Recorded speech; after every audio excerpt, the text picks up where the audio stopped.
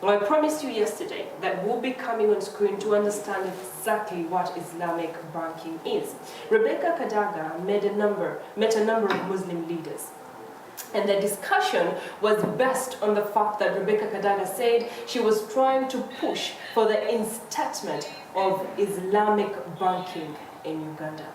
Now, what is the reality of Islamic banking in Uganda, even when Rebecca Kadaga is pushing it? Some people have said that Rebecca Kadaga is doing it because she has her speakership bid in process and she will be vying against Semuju Nganda and her deputy Olanya. And they're saying she's doing all this as part of her plan to have a support with the 11th parliamentary people who are going to be seated, the newly elected members of parliament. But how true is that? Now we'll be meeting Dr. Ahmed Moses, a former banker, a consultant on Islamic banking and also a lecturer in Islamic University in Uganda to discuss these issues of importance. Assalamu alaikum and good morning. Good morning. Good morning. A pleasure to have you on the show. My pleasure too. Yes, so we were discussing Islamic banking and the meeting that Rebecca Kadaga had with Islamic leaders, so to say an iftar session with you, and she discussed a number of issues. Let's start by that particular meeting and looking at what was discussed in depth, and then we come back to understanding exactly what Islamic banking is. Thank you very much. The meeting with the Speaker of Parliament was a very good meeting with iftar. Actually, at this point, we need to acknowledge and thank the government for its efforts in trying to bring Islamic banking to Uganda and making it a reality. The central bank worked with Parliament in 2016 and enacted the law, the Financial Institutions Act, to allow Islamic banking. But since then, there has been some gap that has happened before Islamic banking becomes a reality. So prior to the meeting, there were statements that were made that probably the Sharia Central Sharia Board that should be sitting at the central bank for compliance issues for the banks had not been constituted. So those statements meant that the experts were not in Uganda. However, to the contrary, we have enough personnel, qualified Muslims with Sharia and banking experience that can constitute that Sharia advisory board within the central bank. So going into that meeting, that was one of the main issues that people are saying, that Islamic banking has not become a reality. So we engaged the speaker, and positively, she actually said she's going to help move the issue in order to bring Islamic banking and make it a reality in Uganda. Okay, but what is Islamic banking? Because we're hearing the word Islamic banking, but a lot of people do not understand what exactly is Islamic banking and what constitutes Islamic banking. Islamic banking, or Islamic finance, or Sharia compliant banking, is banking based on the principles of the Sharia from the Quran, from the Islamic religion.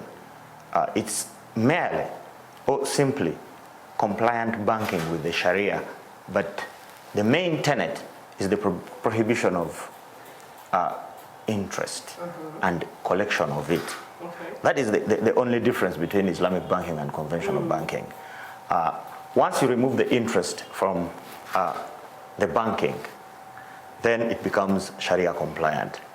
But there are a few tenets that build and run Islamic banking, like the principles of equity, principles of justice, fairness.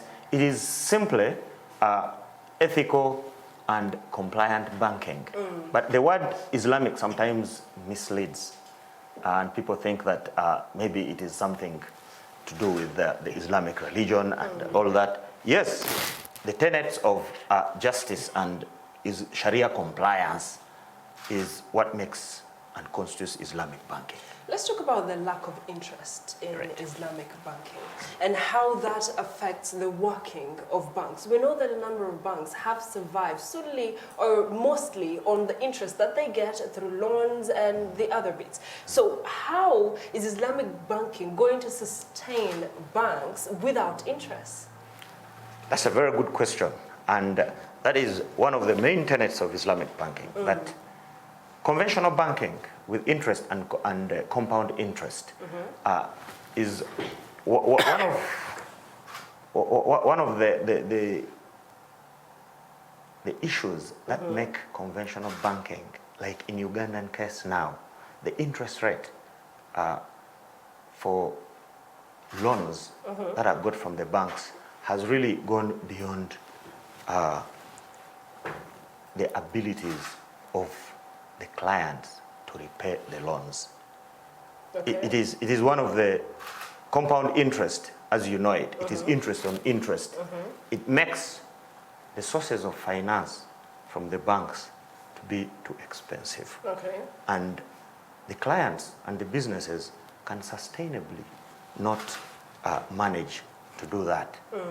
And that has made money very, very expensive. Let's look at a situation where, as a business owner, I'm getting a loan worth 1 million. Good. And let's look at Islamic banking and the concept of interest on Islamic banking. Will there be no interest whatsoever on the money I am taking when I'm paying back the loan? Or is there a certain amount that I will pay that will be less than what actual banks or the other banks are asking as interest on these loans? Good question. In Islamic banking, the amount of money or the charges, let's not say that there is no charge from Islamic banking, but the charges, as opposed to conventional banking, are known prior to the engagement, and they will not change, as opposed to conventional banking, where the interest is very high, and then with the defaults, the compound interest comes in. A small loan of $1 million could easily spiral and go into millions. But in Islamic banking, you will know the amount of money that you have to pay prior to taking the money, and it won't change. You've mentioned the concern of defaulters, and I'm just trying to understand the whole concept of interest. Now, when you default, there's the security that you're supposed to put prior to taking a loan. So when you default, that security is taken and a charge is added on the interest. Now, when I default in the Islamic banking concept, what happens then? Right. Now, in Islamic banking, there's the principle of profit and loss sharing. Okay.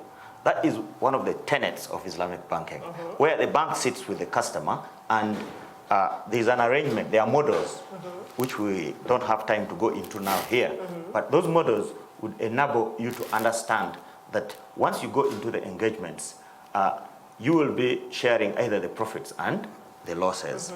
That is one. Two, Profits and losses with the bank with is the what you bank. mean. In conventional banking, the bank never loses. Okay. It's you who is taking the loan you who who- loses. Exactly. But the bank never gains. loses. Okay.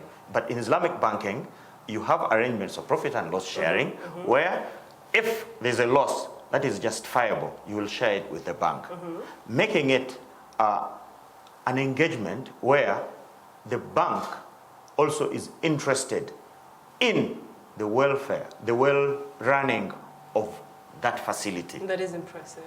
Very, very good. Because what happens is, in Islamic banking, the bank would not be interested in foreclosing on your loan and sell your security, because it does not help the bank.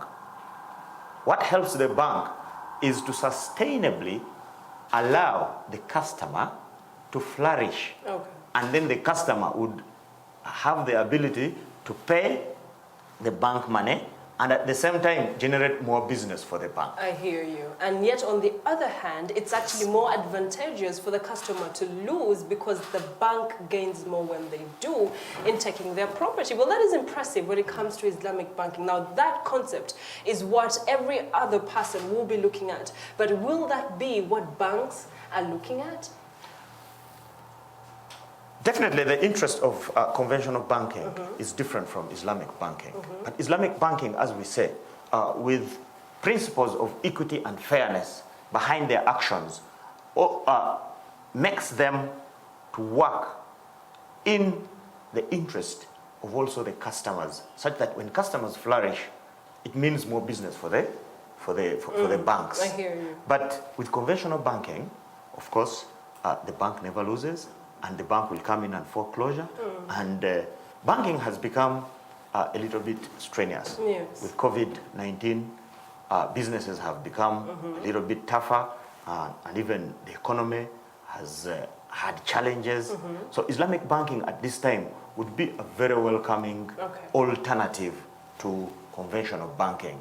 But get it right, Islamic banking does not come in to remove conventional banking, but they're coming in to coexist and give an alternative to customers. You're talking of coexistence, Yes. but we're looking at banks that have flourished in that particular system for a very long time. Isn't Islamic banking going to have an issue, and this bank's going to have issues with Islamic banking? And how are you planning to deal with that? All over the world, Islamic banking has flourished in almost more than 200 countries. Okay. And it's only in Uganda. All our neighbors, Kenya, Tanzania, even Rwanda, they have Islamic banking institutions. And if you go back to the crisis that has been affecting the international financial systems, Islamic banks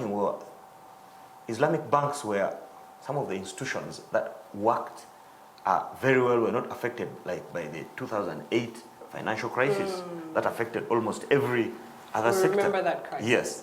Why? Because in Islamic banking, the levels under which you can trade debt is limited, such that it does not affect.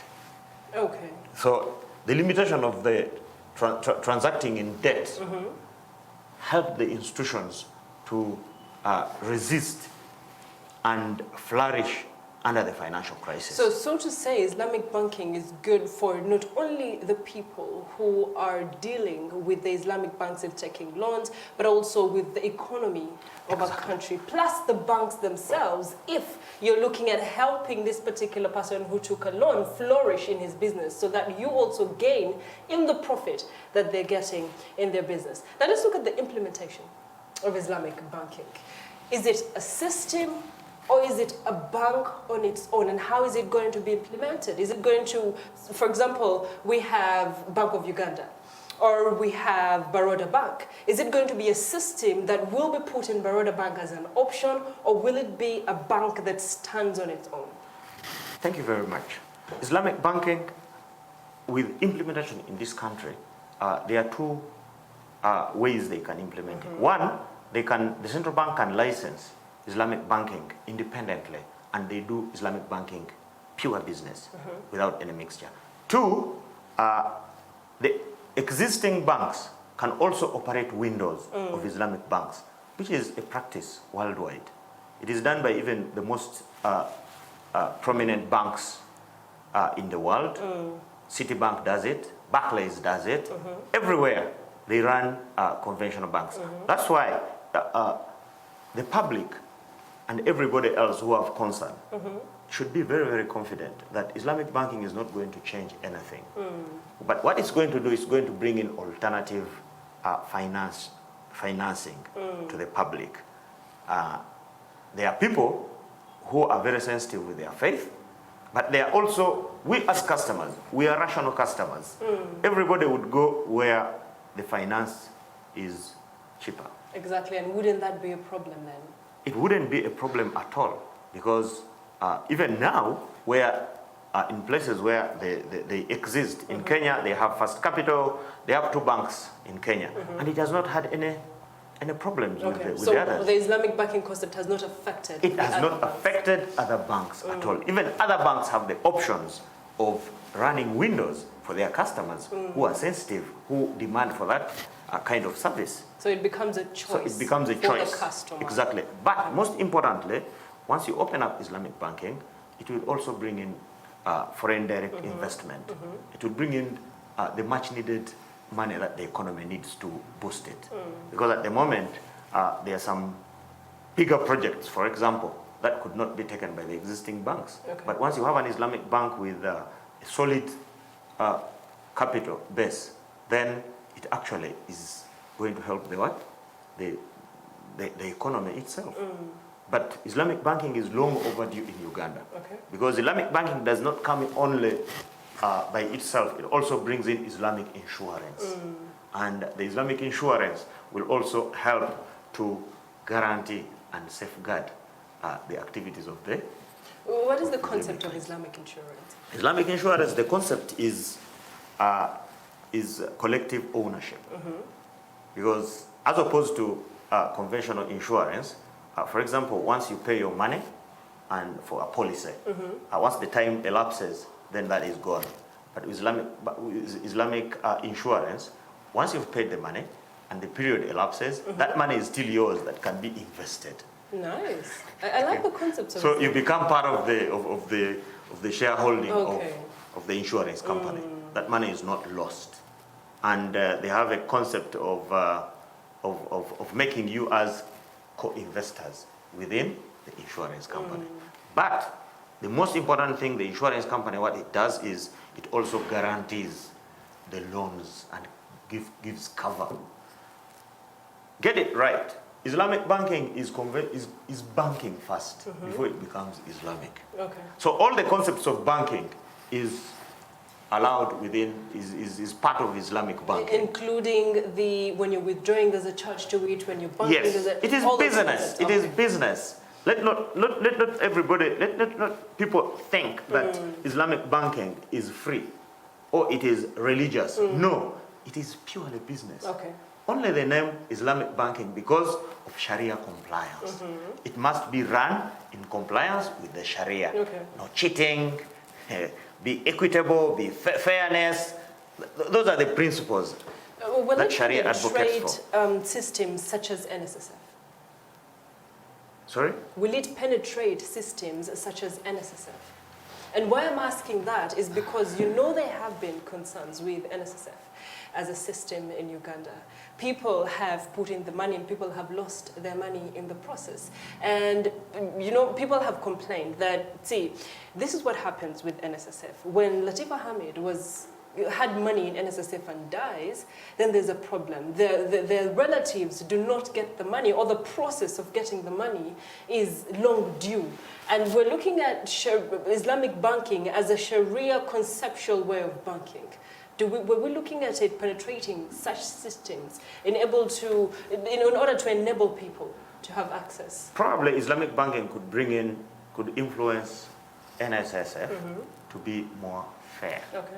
And equitable. Because whatever you are talking, I think those are a little bit of the flaws within the NSSF system. Yes. But if those flaws are addressed, I think the beneficiaries of someone who had money within the SSF, I think they are entitled to it. Those are some bit of flaws which Islamic banking can help to influence, and they do the right thing. Okay. But I think NSSF at the moment, maybe it is doing a good job. Those are just a little bit of flaws. little bit of flaws. I hear you. I hear where you're coming from. Yes. I hope you're not being political with this particular discussion. No, I'm not a politician. I'm not a politician at all. Well, thank you very much for trying to explain to us what exactly Islamic banking is and the concepts in Islamic banking, because a number of us did not understand what Rebecca Kadaga was talking about when she said Islamic banking. So since 2006, we were still waiting for the installment of Islamic banking in Uganda.